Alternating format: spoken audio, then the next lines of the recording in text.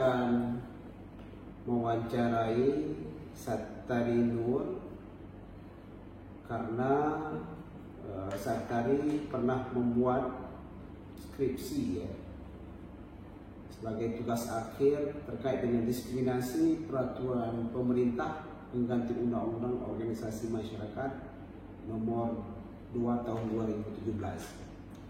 Seperti kita tahu bahwa pembubaran HTI itu pada bulan Juli 2017 dan sudah genap 5 tahun Sattari ya. Oke Sattari, saya ingin bertanya kepada Sattari, mudah-mudahan ini hasil penelitiannya bisa bermanfaat ya kepada masyarakat, pemerintah, terutama pencerahan kepada masyarakat di balik ya informasi-informasi terkait dengan pembubaran HTI.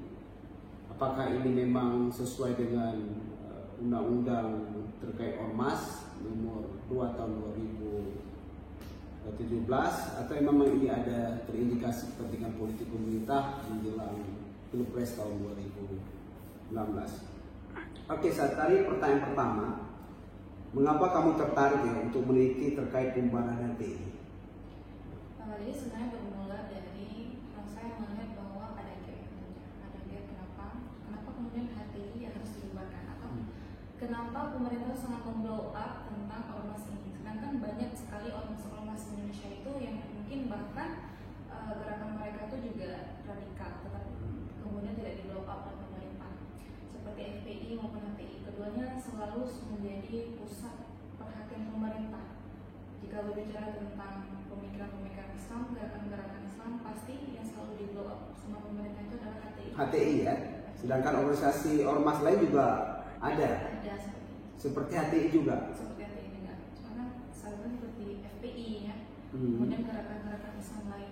Tapi yang paling sangat dilihat oleh pemerintah pergerakan mereka adalah pergerakan ormas HTI. Berarti sasarannya HTI ya? Kenapa harus HTI? Kenapa enggak FPI duluan? Kenapa harus HTI ya? Oke. Jadi dari hasil penelitian yang Sattari lakukan, apakah memang HTI secara ideologi ya benar-benar ingin mendirikan khilafah Islamiyah di Indonesia? Memang pada dasarnya pergerakan dakwah mereka itu adalah dakwah ideologis. Jadi memang bergerak pada bagaimana mencerdaskan pemikiran masyarakat lewat dakwah Islam yang mengenalkan konsep-konsep perjalanan dalam Islam dan sosial. Pada dasarnya mereka itu melihat bahwa ada yang tidak benar dengan sistem sekarang ini, ada yang bermasalah dengan keadaan Indonesia saat ini. Maka dari itu mereka melihat bahwa solusi yang bisa mereka berikan untuk menyelesaikan permasalahan di Indonesia adalah dengan menerapkan sistem Islam. Nah, apakah kemudian mereka ingin mendirikan khilafah? Tentunya kita harus melihat kembali apakah mereka sudah memenuhi konsep-konsep untuk berdiri di sebuah negara. Iya. Karena pada dasarnya mereka hanya sebuah gerakan sosial. Awalnya mereka sudah menjadi sebuah gerakan sosial berbasis keagamaan. Namun gerakan mereka sudah sedikit mengarah ke politik ketika mereka itu sudah melihat permasalahan politik yang ada di Indonesia. Iya. Jadi kalau ditanya apakah mereka ingin mendirikan, mungkin secara ideologi mereka ingin mewujudkan konsep Islam ini, tapi secara gerakan mereka tidak bisa, karena pada dasarnya memang mereka gerakan sosial berbasis keagamaan, bukan sebuah gerakan partai politik seperti lazimnya. Oke, secara gerakan apakah ideologi mereka bertentangan dengan Pancasila? Sepengetahuan saya. Secara pergerakan enggak Pak, karena gini, kalau kita melihat pada undang-undang yang sudah ditetapkan oleh negara, bahwasanya ada tiga ideologi yang mengancam itu seperti Marxisme, kemudian Leninisme dan ideologi lainnya. Pada dasarnya ideologi Islam itu tidak bertentangan dengan Pancasila. Secara ideologi gerakan mereka ya, ormas ya. Ormasnya tidak bertentangan dengan Pancasila.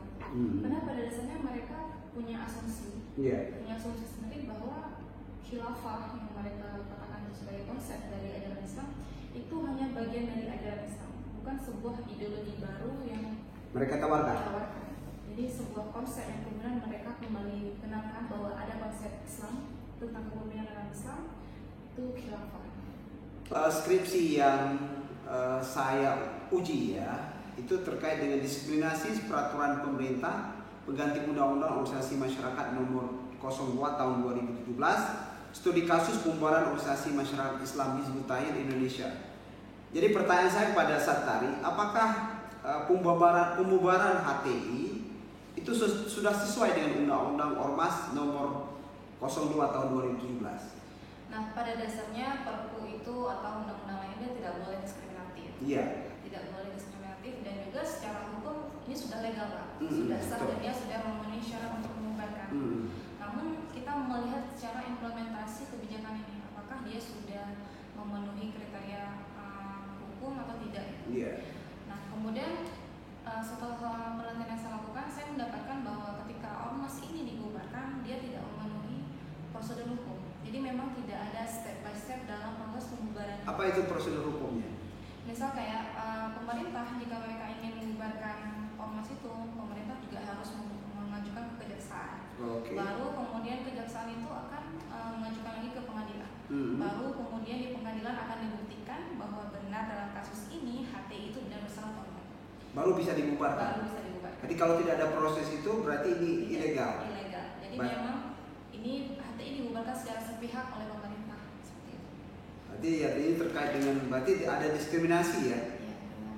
Jadi keluarnya peraturan pemerintah pengganti Undang-Undang Organisasi Masyarakat Nomor 02 Tahun 2017 dianggap diskriminatif Iya. terhadap Undang-Undang. Terhadap pembubaran, proses pembubarannya. Oke. Karena, Oke, iya. karena pada dasarnya undang-undang sebenarnya sudah mengatur, Pak. Sudah Iya. mengatur bagaimana proses pembubaran. Tetapi dalam perumusan Perpu ini, pemerintah itu menghapuskan 17 pasal yang melibatkan peran peradilan dalam pembubaran. Oke, salah satunya apa yang dihapus? 17 pasal di situ tentang proses pembubaran. Jadi pemerintah harus mengajukan pembuktian ke pengadilan. Kemudian juga HTI yang bersangkutan juga mengajukan bukti atau pendakwaan bahwa mereka tidak bersalah. Dan ini yang tidak ada dalam proses pembubaran ormas. Oke, atau jangan-jangan ini pembubaran HTI oleh pemerintah ini karena pihak pemerintah mungkin takut kepada gerakan yang dibangun oleh HTI itu akan mengganggu kepentingan mereka di Pilpres tahun 2017. Bagaimana pandangan? Ya, itu tidak menutup kemungkinan bahwa ini itu besar kepentingan politik di dalamnya.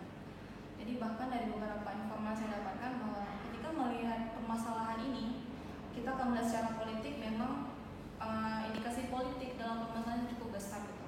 Berarti kepentingan politik lebih besar ya dibandingkan bisa ketakutan kepada ini. Pemerintah terhadap gerakan. Karena memang pada dasarnya mereka bergerak pada pemikiran ideologis, kemudian bagaimana membangun pemikiran masyarakat terhadap pemerintahan, itu yang paling dilakukan sama pemerintah terhadap gerakan.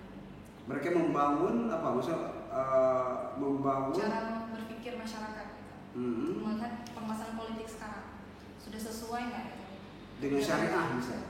Kebijakan pemerintah sudah benar nggak? Atau kebijakan pemerintah itu lebih tepatnya lebih merugikan masyarakat, bukan kebijakan pemerintah itu yang mengayomi masyarakat. Berarti mereka sangat berbaur dengan masyarakat. Benar. Berarti HTI sangat dekat dengan masyarakat. Dekat. Berarti ini yang ditakutkan oleh pemerintah dan akan mengganggu kepentingan pemerintah pada Pilpres tahun 2019. Nah, benar.